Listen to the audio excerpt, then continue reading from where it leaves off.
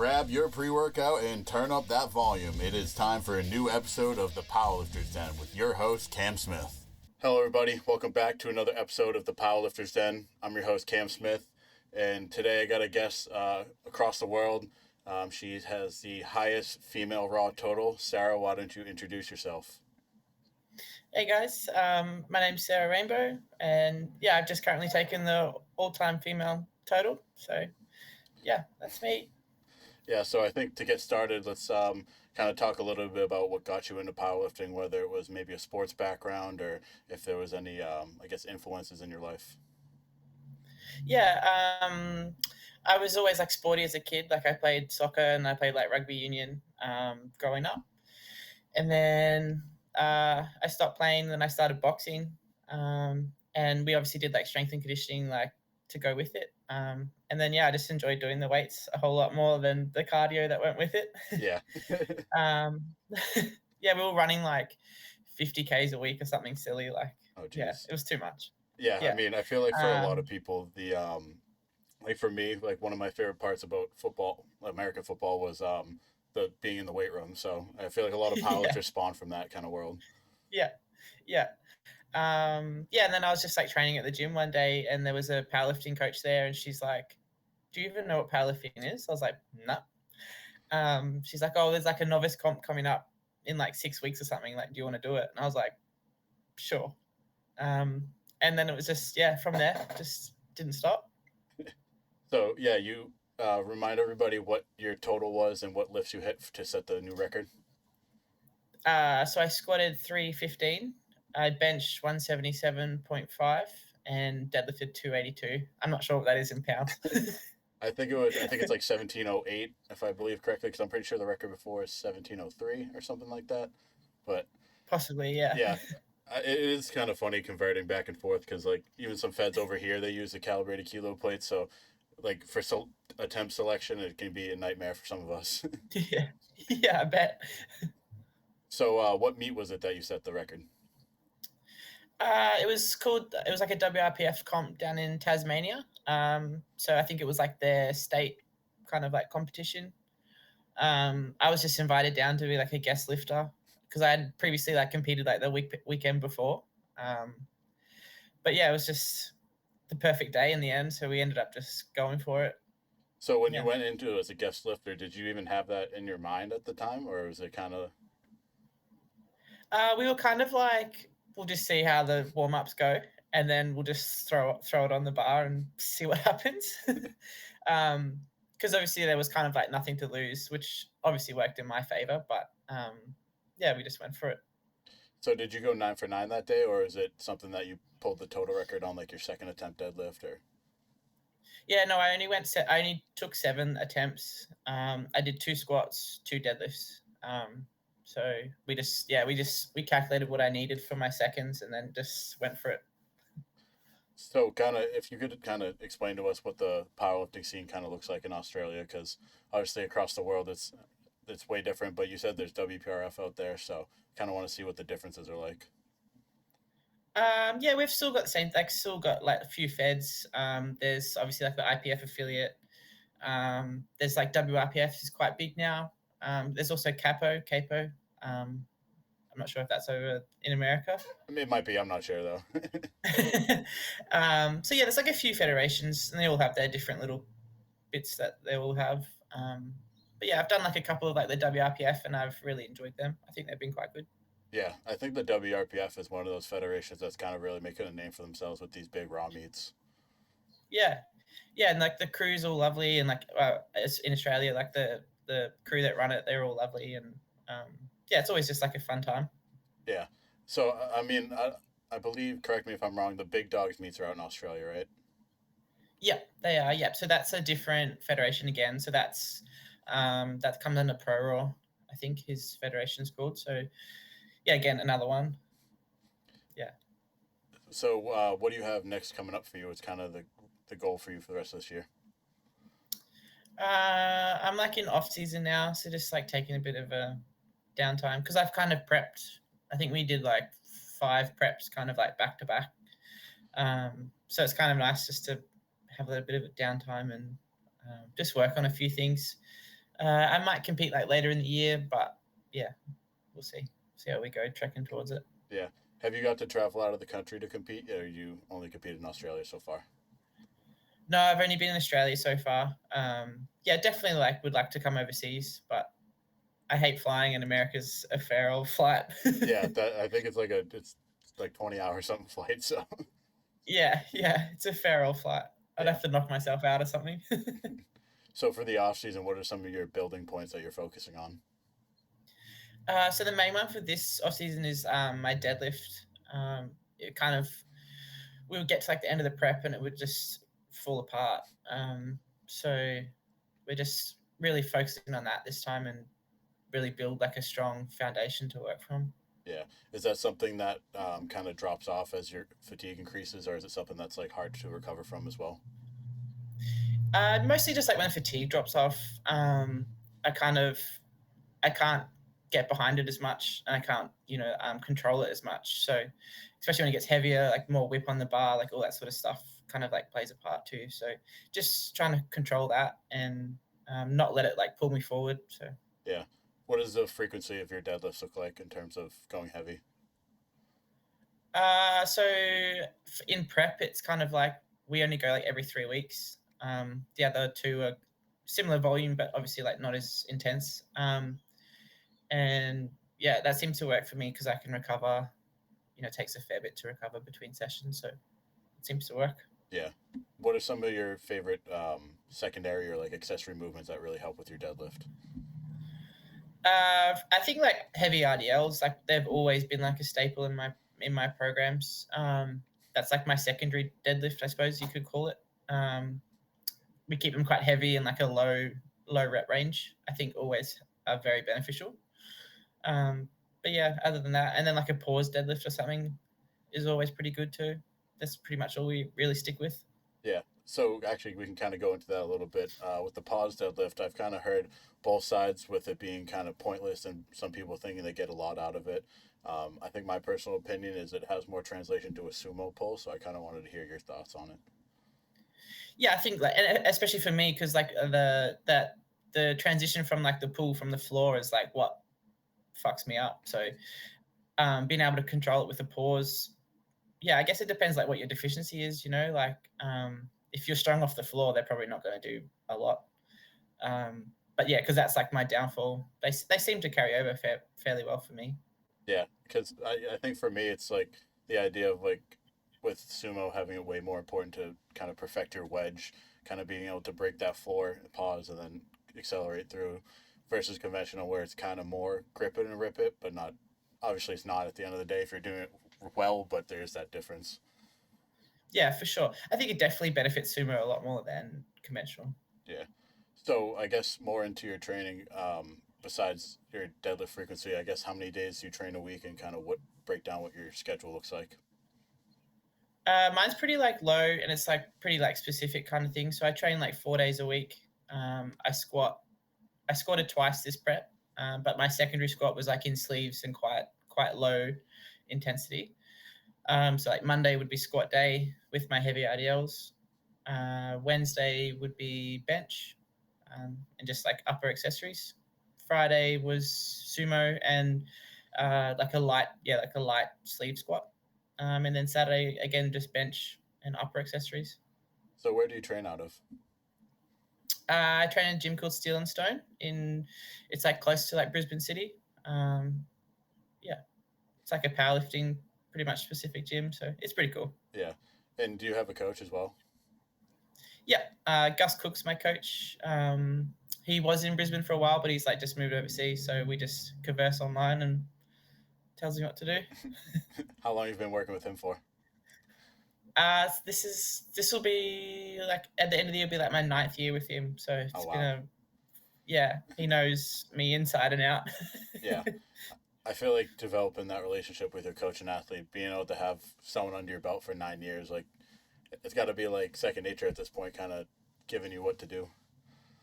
Yeah, for sure. Like he knows, like he can read my data and my training data and know that things will happen before I even know that they'll happen. So, which I think is important. Like I think like a long term, coaching relationship is probably one of the most important factors.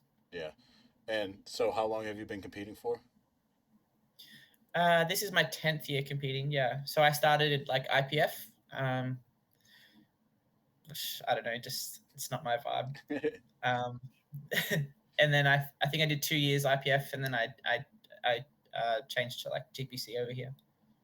So with the, I guess, the environment of powerlifting in Australia, so over here there's kind of a lot of drama between different federations and kind of what bars are using what. So I kind of want to hear what the world of politics and powerlifting over there is like as well. Oh, it's still the same. So it's usually like the IPF affiliate over here. They usually like kick on about us. They've got to have their specific bar and their specific like combo rack that they have to work out of. But us in the other feds, we just don't really care. Whatever. Yeah, that's kind of like us in like the USAPL. It's kind of that similar. Yeah. There's always the debate between like that, and then there's like the dots versus total debate too. So Oh yeah. Dots. I hate dots. yeah, I'm all about the bigger totals for sure. They're fun to watch too. Yeah. Yeah. Exactly. So with Yeah. what That meet on the weekend was cool. The was it the ABS with like all the big boys doing it? I'm not sure what fed the one that was in Ireland, right? Yeah. Yeah. Yes. Like that was cool to watch. Yeah, so I was actually talking with I don't know if you know Shane Haller and like Craig Foster, but I Yeah. was talking with them about it and how it's like I kind of like the idea of these total meets because I guess in that aspect they're more fun to watch. Like obviously the lighter weight classes kind of need the dots because they would just never win a meet, but Yeah. Yeah. Yeah. It's cool when you got like 2.5 kilos to win kind of thing. Like it's cool to watch. yeah. So more into working with your coach and with your training, kind of besides the main movements and stuff, kind of what methods or I guess methodologies does your coach like to incorporate? So we used to do like quite like high volume, high frequency kind of sort of things. When I was like more intermediate kind of. But as like the stronger we got, we realized that I just couldn't tolerate that sort of like volume, and that sort of like fatigue and stuff. So we've pulled it right back now. Like it's just super low volume, super specific, pretty much. Like I'll be in wraps half the year if that's what if I'm prepping for a comp kind of thing. And yeah, we don't really stray too far from the main movements. You know, it might be a pause to something or it might be a tempo something, but still within like the comp spec of like my movements. Yeah, and do Yeah. you compete in both sleeves and wraps kind of and not simultaneously, but kind of back and forth, or do you kind of stick to wraps now? No, I stick in wraps. Yeah. I haven't competed sleeves for probably like 6 or 7 years, I think. But yeah, I don't really do a lot of sleeve work. Like I think my best sleeve squat's like 210 or something. So yeah, it's mostly wraps. Yeah. Do you and would you say your best squat was? 315. I mean, I would assume if you were to kind of go for a max effort in sleeves again, it would probably be a bit higher. But do you know around roughly what you get out of your wraps? Yeah, I'd probably get like 30 or 40 kilos, I reckon, maybe. I feel. Yeah. Obviously without like testing, I don't know. But yeah. Yeah. So, kind of going over the years with your competitions, what are maybe some of your favorite moments, or if you had like a favorite competition?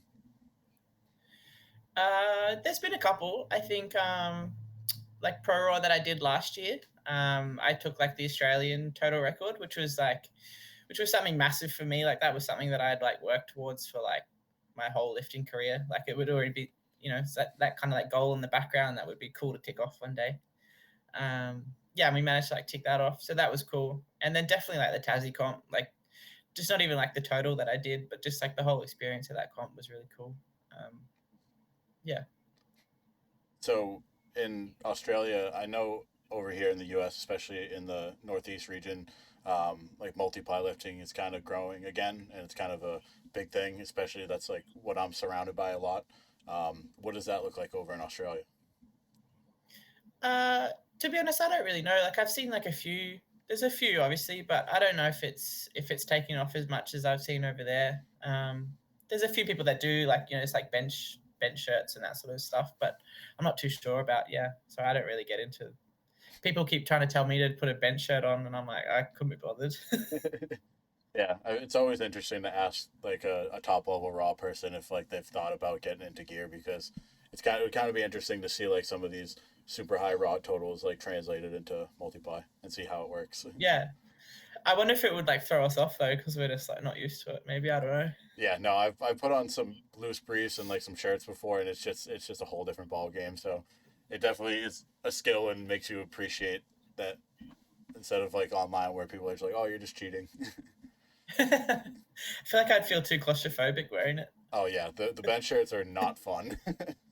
Yeah, they don't look fun. Yeah. So kind of now that you're in this like top level and have the like highest female total, what's kind of, I guess, your next ultimate goal? I think definitely like working on my deadlift and like probably more individual lifts now.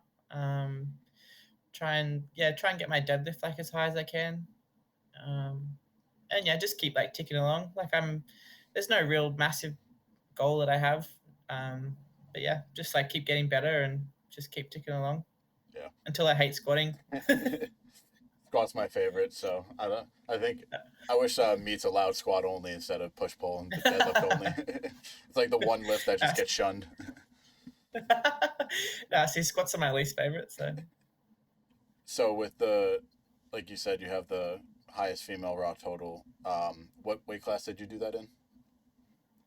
I think it was like the 110s. I think I weighed in at like 100.7. So yeah, yeah. And I guess now like try and like cut down and do a bit lighter would be kind of cool too. But yeah. What companies or I guess brands or such have you kind of worked with as well? So I'm fortunate to be like sponsored by Titan. So all their equipment and stuff, which like I love all their stuff to begin with anyway. Um, and then I work with a supplement company over here called Purist Labs. And like Gus, like his Lifters League, they sponsor me too. So they're the three that I work with currently. Yeah. So I guess we can kind of go into some of the supplementation. Kind of, what are some of your staples, or what are some of your also that and like recovery methods that you incorporate? Recovery, sleep. I just really prioritize sleep and nutrition. Like I don't really do anything really outside of that. Um, I think sleep's the most important. Like in that prep, I was averaging like 10 hours, Oh nine to wow. 10 hours a night. Yeah. Um, and then like nutrition wise, like again, like I try to prioritize like whole foods, proper nutrition. If I have to, I'll have like a protein shake or that sort of stuff, but I try to eat most of it. Yeah. So I guess going into like a prep, how do you kind of, nutrition wise, you try to maintain? Do you try to go like put on weight into the prep and then cut towards the end, or what does that look like for you? Depending on the comp. So for this comp, because I had no weight class, it didn't necessarily matter. But obviously, we've found that if I get too heavy, it kind of like messes me up too. So we've tried to stay like a little bit leaner, but try and come in as heavy as possible while still staying a little bit leaner. So I typically cut like at the end of a comp. So um, we'll do that for 8 to 10 weeks kind of thing.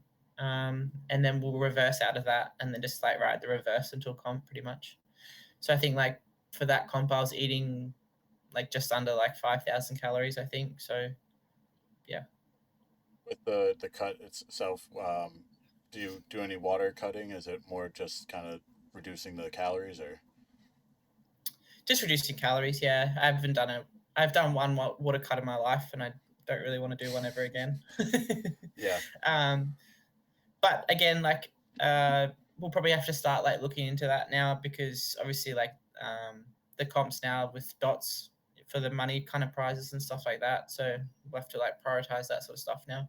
Yeah, I think that's kind of one of the shifts in the sport right now is, I guess, the dots, like with the dots versus total. Obviously, you can't just have a total prize for cash money, just because obviously the heavyweight class are just going to win every time. So it is kind of cool to see that balance of having like the upper weight classes being able to kind of manipulate the variables for that. Yeah, for sure. And I think and it makes it fun too, I think. Yeah. Yeah, you definitely have to kind of go into the meet kind of knowing where you need to be at too, and especially with like the American Pro, the Ghost Clash, and things like that. Like having that qualifying total for some people, you have to manipulate the variables right to be able to qualify. So Yeah, yeah, yeah. So I guess that'll be like the avenue we take. That's Gus's job. He just tells me what to do. I think that's one of the big parts about having a coach too is just the stress free, especially at a meet getting handled. Because I mean, the first few meets I did, or first couple, I was kind of riding solo, and now that I've had like a crew and this meet, this will be my first meet with like an actual coach. So Yeah, it definitely makes a world of difference. yeah, absolutely. And it's just yeah, like stress free. Like comp days for me are pretty much like he tells me where to go, what to do. You know, Yeah, um, and I for don't put any attempts. yeah, and for me, we have to do the kilo conversions too, just to kind of know where I'm at. So not having to Yeah, do that yeah, math is also nice to not worry about either. yeah, yeah. I bet. But yeah, I'm the same. Like I don't do any of the attempt selections. I don't do any of the. He barely even asks me what I want to do. He just goes and does it. So it makes my life easier. Yeah. So with your preps, do they kind of follow the same trends? Like, sorry, do they follow the same trends like meet to meet, or they kind of change? The last couple have been like fairly similar. Um, Again, like I said before, like we've pretty much just like simplified a lot of it and just like reduced a lot of it. We use like the velocity, like the VBT device to track like a lot of my training, which is it has been like a great tool for like Gus to use. Obviously, he just does all the data and uses that to manipulate things. But that's been great to like monitor like recovery and all that sort of stuff, Yeah. which has been cool. So with the velocity based training, is that something that kind of takes time to accommodate for the athlete, or is that something that's pretty consistent across the board? Obviously, like each athlete is a little bit different.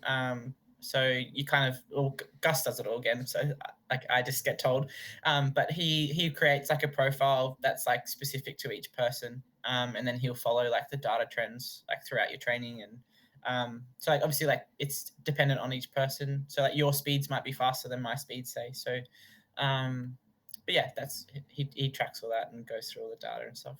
Yeah. So I guess for the actual program itself, like kind of how is it displayed to you if it's like the velocity base? Is it like you have to remain in a certain like milliseconds, or is it you have a certain weight range, or like how does that work? Yeah, so he kind of prescribes it instead of like RPE. So he'll still prescribe like a weight range that's kind of like the ideal target, and then he'll give me like the speed at like the millisecond. I'll have like a it's usually like a 10% kind of like cutoff range. And then obviously like the velocity is priority over the weight. So yeah, pretty much just follow the velocity. Yeah, I've always been kind of interested in velocity training because when I was in college, I actually like programmed a little like board that had like a velometer with like different lights on it, and it would light up green if it was in the right range and stuff. But I've never actually got to incorporate it just because it's kind of like very bare bones. But it's definitely a method of training that doesn't seem it seems logical, but I feel like it's not really seen a lot. So it's kind of interesting to hear more about it. Yeah, no, look, I definitely think it's worth like having a look into it. Again, it's just like an objective measure, right? Like you don't have to be like, oh, was that a RP8? The little things like, no, it wasn't. Like, So for those things, it's good. And then like we learned like a lot more about my body as well too, like what I can handle, what I can't handle, um, recovery wise, fatigue wise, that sort of stuff. Yeah, so I guess for each compound lift, does each lift kind of have, like, I guess for example, if you're looking for like an RP8, does that kind of fall in the same range of speed for squats every time, or how does that work? Yeah, yeah. So the ranges are still similar. Yeah. So obviously, like if you get stronger, the speed range will stay the same, but the weight range will move up. So yeah, it still works kind of the same like that. Yeah. Yeah, and I guess for say you're going into a workout that day and you have the weight range and you're super fatigued or something, is that something that you can use that data at hand to adjust? Yeah. So if the speeds aren't in the range, you'll drop the weight to accommodate to the speeds, because the speed will dictate the load. Like the speed takes priority over what the weight range is. Yeah. Yeah. And how long have you been using this training for? Oh, that's a good question.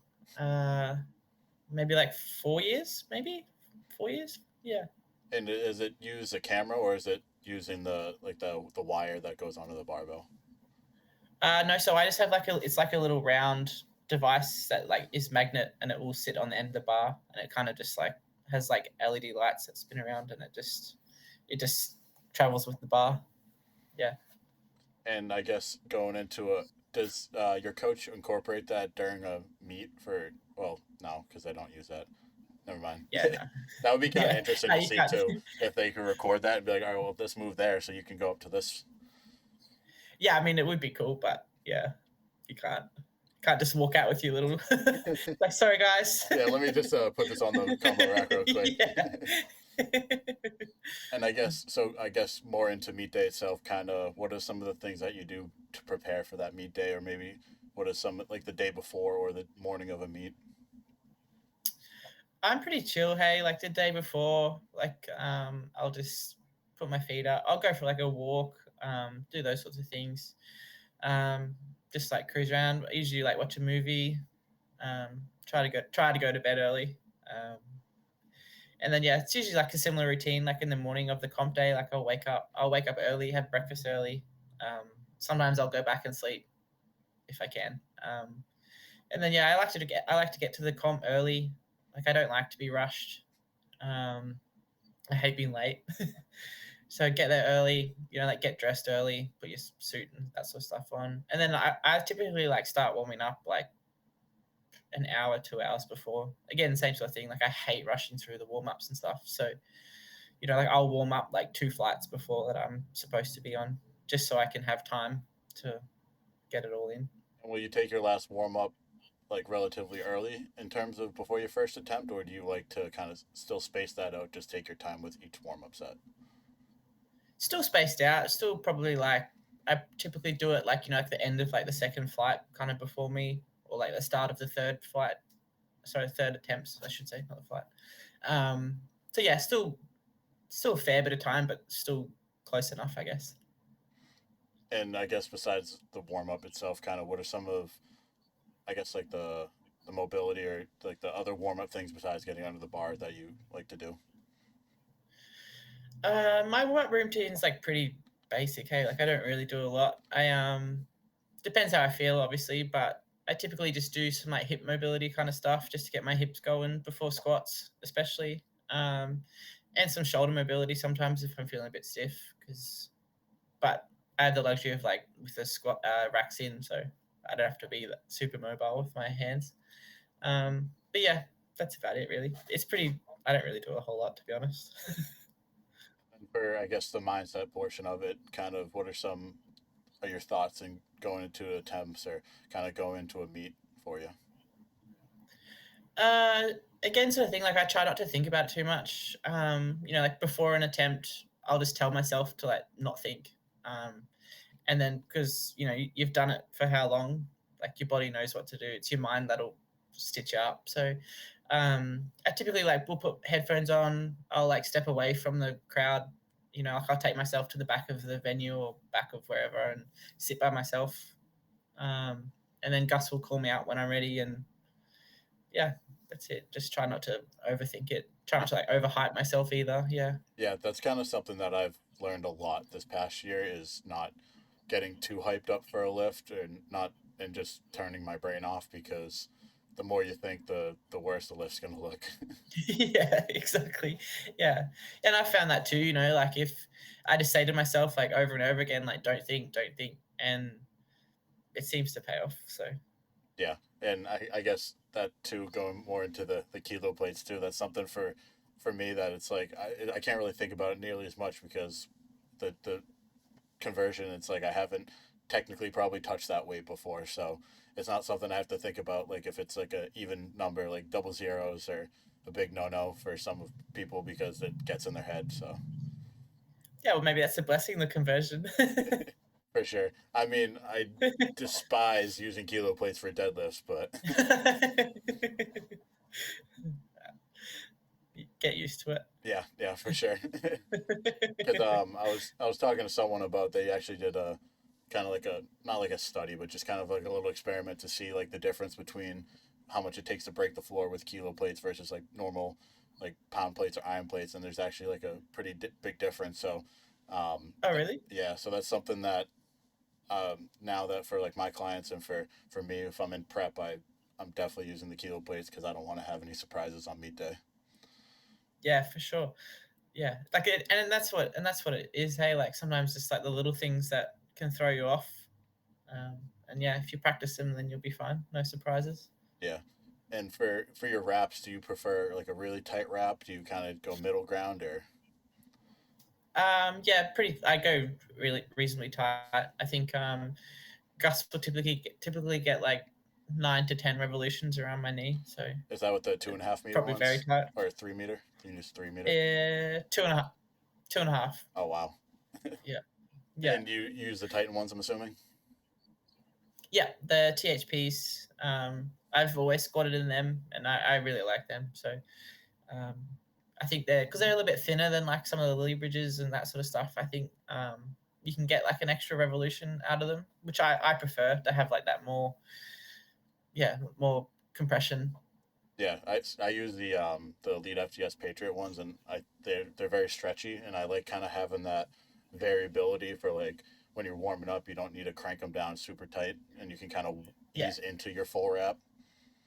yeah, yeah. That's the same as the THPs. Like I find, yeah, you can wrap them loose if you for your warm ups and that sort of jazz. Yeah. So going into warm ups, kind of at what point do you put your wraps on? Like how many warm up sets left for you?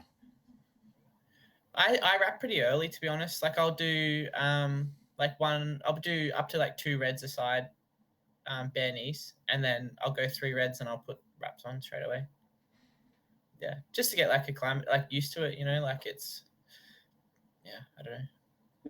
And kind of going into your warm ups a little bit more too, do you like to take a lot of warm up sets or do you kind of take a few? Uh, Probably like in the middle. I'll do I'll do like the first three like relatively quick. So I'll do like 1 red, 2 red, 3 red, and then I'll like pace out the next like 2 or 3. So I'll do like uh, I don't know how many pounds it is, like 400 something pounds, and then I'll do like yeah. So then I'll just like do 2 or 3 after that. And But then deadlift's a bit different. Like comp day deadlifts, you can kind of smash them out a little bit. yeah, so I was gonna ask you about that too because that's something I started doing recently. Was when warming up for deadlifts, instead of starting from one plate, I'll just go like 2 to 4 to like one more than my warm up, just because I'm already warm. But before, when I was kind of on my own, I was doing every plate and then was gassed out by the time I was getting to deadlifts. Yeah, I'll still start with like 1 plate, but I'll only do like 1 or 2 maybe reps. Like I don't do a whole lot. And then I guess kind of your nutrition throughout the day of a meet. How does that go for you? For the last one, we actually changed it. So I had more like liquid carbs rather than eating like actual meals, which I think was really good. Just because you get to a comp day and you don't really want to eat a massive meal and you don't really have time or whatever. So I think uh, I think it was about like 600 grams of carbs I had was like all liquid. Um, and then obviously I had like breakfast before, and then I had like a sandwich or something in between. But I think that was really good. I think you can metabolize it like a lot easier, and you just drink it. You don't have to sit there and eat it, which I think was good for me. Yeah, Um, were you using like a carb powder or more like a shake? I just use like a carb powder, and then I just put it in like a Powerade drink, and I just mixed it up, and so it was, I don't know, it's probably like 100 and something grams of carbs a drink. So yeah. So I guess my another question for you is: do you kind of coach yourself now too, or do you kind of still stick into the just competing? Like for professionally. Yeah. Yeah. So I'm coaching now. So I left like my full time job at the end of last year, to focus on like my like powerlifting career more so. But yeah, I'm like starting coaching on the side now too, which is it's really cool. I enjoy it. Yeah. Do you incorporate a lot of the things from your coach into your coaching? Yeah. I guess the things that I see that I like, and yeah, I probably coach very similar to Gus. Again, it's what I know, so Yeah. but it works, I guess. So Yeah. And do you do a lot of mostly online, or is it mostly in person, or is it kind of a good balance of both? I'm kind of like have a balance of both at the moment. I have a few that do just like one-on-one sessions, a few that come and do just like technique sessions, and then I have a few that are online too. Yeah, which but I enjoy all of it, to be honest. Yeah. I mean, it's definitely Yeah, nice they getting both. people introduced to the sport. So, Yeah, absolutely. Like at one of my clients at the moment, she's like in her 60s and she's never like powerlifted before and she wants to compete. So that's like it's awesome. really cool. Yeah. Yeah, and like she's loving it. So it's cool. Do you have like a pretty wide age range, or do you kind of have, I guess, not necessarily age range, but experience level? Kind of where does most of your clientele fall? Yeah, I do at the moment. One of my clients is like a 16-year-old like girl. She's still at school. She's just lifting just because she loves it. Um, and then I've got a few that are like competing soon. So they're kind of like all different. Yeah, all different. But that's cool. I enjoy it. Each has their own challenges and stuff, which is fun. I think. But yeah. Yeah. And if you could kind of explain what your approach to training, I guess maybe a specific person, whether it's like new or experienced, kind of maybe some of the main pillars that you coach. I've been like I highlight like technique obviously first. I think like that's super important. And especially like long term. I've had a few that have come to me like previously injured and that sort of stuff. So highlighting like the technique stuff and really honing in on that sort of stuff first has carried over really well. So I think yeah, definitely like highlighting technique issues for sure.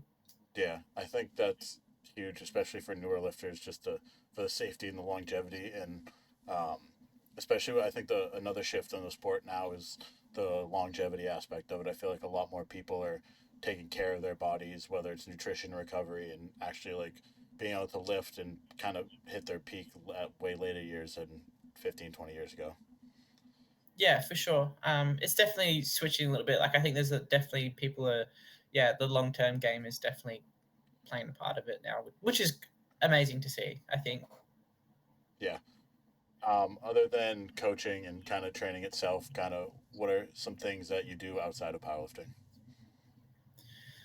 I'm like a homebody. Hey, like I just love being at home and yeah, just watching Netflix, and I'm not super adventurous. I don't really, yeah, like going out for a coffee in the mornings and stuff like that's kind of like that's my favorite part of the day. Um, yeah, I'm pretty boring really. When you're at the gym, do you kind of have a crew you train with, or do you have a couple training partners, or what's that like for you? Yeah, there's like a few of us. There's a few of us that kind of like typically do the same comps too. So we all kind of like prep together, travel together, like all that sort of stuff. So there's probably like 5 or 6 of us that all like train together, which is really cool. Yeah, and how long have you guys been training together? Uh, a while. Like some of us are like 4 years, some of us like a little bit newer together. So yeah, 4 years, 5 years kind of thing. Yeah. Yeah, I think that's one of my favorite things recently is kind of having a crew to travel with and just kind of train with, because having that like competitive environment is unmatched. Yeah. And just having people there to push you when you don't really feel like it too, like it's definitely plays a part in it. Yeah, and I guess at the gym itself, is it? You said it was a powerlifting gym, kind of. Um, in terms of like equipment and stuff, do you kind of utilize specialty bars? Or you kind of just keep it to straight bar? Yeah, so the gym's got like 4 different deadlift bars. So there's like a Texas, there's an old Oki bar. Um, so I usually typically stay with like the Texas because most comps seem to have those sorts of bars. And then there's a squat bar obviously, so like the thicker 25, which yeah I use, Do and you bench just whatever. do you incorporate like the SSB or anything into your training? Yeah, so this off season I have safety bar is like my primary squat. I haven't done it for a while though, to be honest. So Yeah, I quite like it. I'm the complete opposite. If there's one bar I could get rid of, it would be the SSB. It's just so humbling for me because my weak point is my back, my upper back and stuff. So that bar just folds me like a lawn chair. Yeah. That's me in front squats. I fucking hate front squats. You ever do front squats with the SSB? Nah, never. That seems awful too. Yeah, it looks awful. That was. I had a tantrum the last time Gus tried to give me front squats, so he's never given me them again. And you said you guys kind of all train together. Does I guess when you say like a squat day, do you guys all squat together, same movement, and then kind of go off on your own for accessories, or what's that environment look like for you? Sometimes we match up. Usually, like the Friday's like deadlift day, so we all typically like deadlift together. But the rest of the week, sometimes we don't all match up, but we're all usually there, and we all usually help each other and wrap each other and all that sort of stuff, which is cool. Yeah, and you guys travel to meets with each other as well. Yeah, so Pro Raw this year there was 3 of us from the gym that all went together, so we all met down there and all that sort of stuff. So it was cool. Do you kind of have like a set number of meets you do a year, like one or two, or do you kind of just see what's out there for meets? So when I was working full time, because obviously like recovery and all that sort of stuff is harder, I used to only do like 1 or 2. But now that I'm not working, I guess it's opened the door that I can do probably a few more if I want. That's where we'll look into like the dots comps and try and make some money out of powerlifting. Yeah. So do you feel like, um, what do you feel like is like an optimal off season time for you to kind of actually be able to peak well enough to kind of put up a um, significant enough better total than your prior meet? Yeah, so it's like kind of like a balance now, which we've found too. It's kind of like my off seasons can't be as long as because it's too hard to get that base back up. So I typically have like 8 to 12 weeks ish. We kind of like stick around that, and then we'll start building again. Yeah, About how so not long too do your long. preps last? Uh, they depends. It depends where I am. Depends like what I've done. I think for this comp it was like 20 weeks maybe. Oh wow. Um, yeah, so a fair old time. Yeah, Yeah, yeah.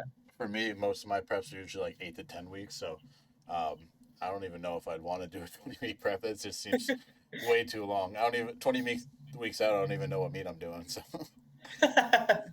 Yeah, but because my prep's a little bit different though, so it's not gun ho for like the whole 20 weeks because we like undulate it a fair bit. So it's kind of like every 3 weeks I'll be going hard out. So it's not too bad. It kind of like extends the time. yeah. Yeah.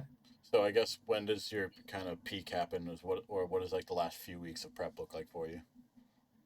Yeah, again, so like I'll peak early. I usually like the 3 week mark again. And then we'll start like tapering after that.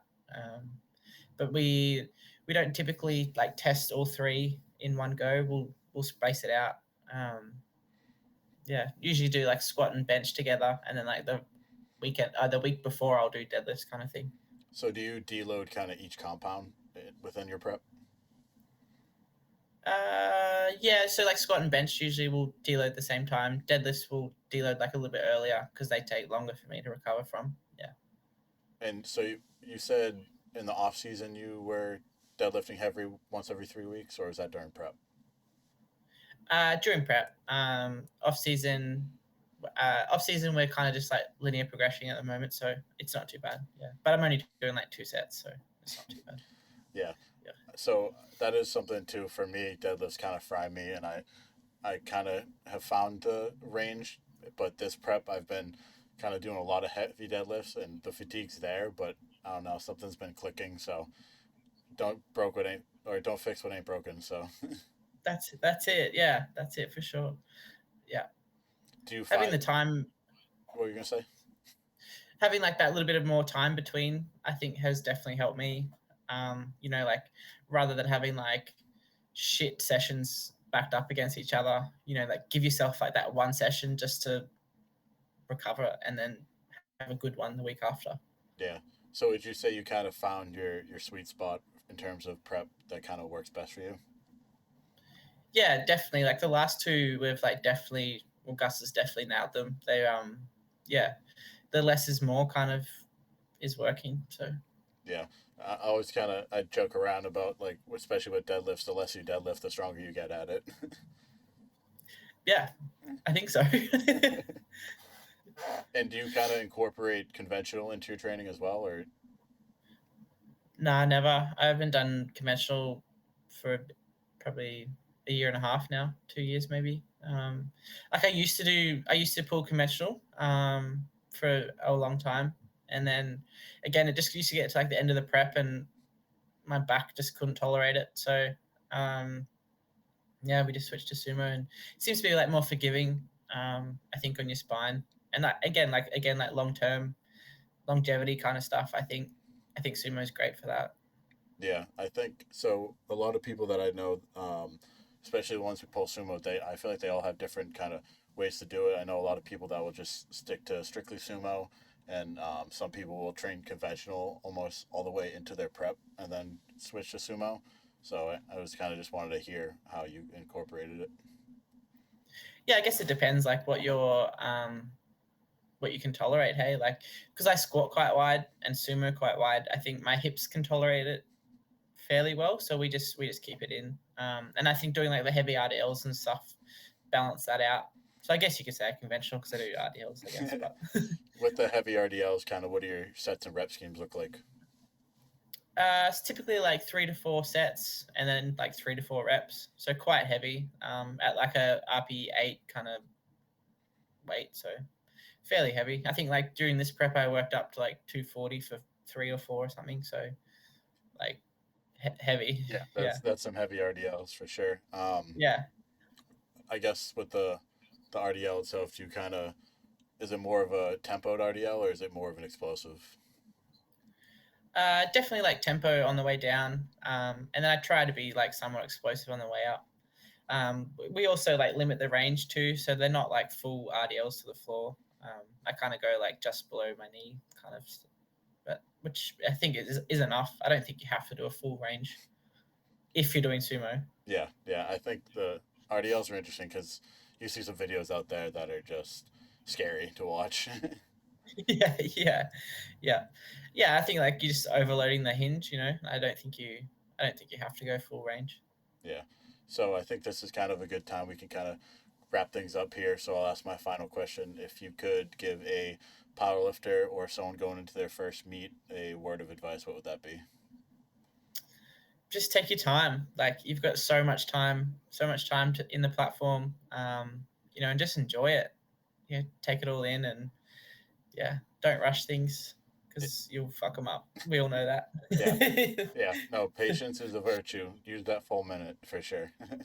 Well, Absolutely. Yeah. yeah. Well, I want to thank you again for taking the time to come on. It was a pleasure having you. Thanks for having me.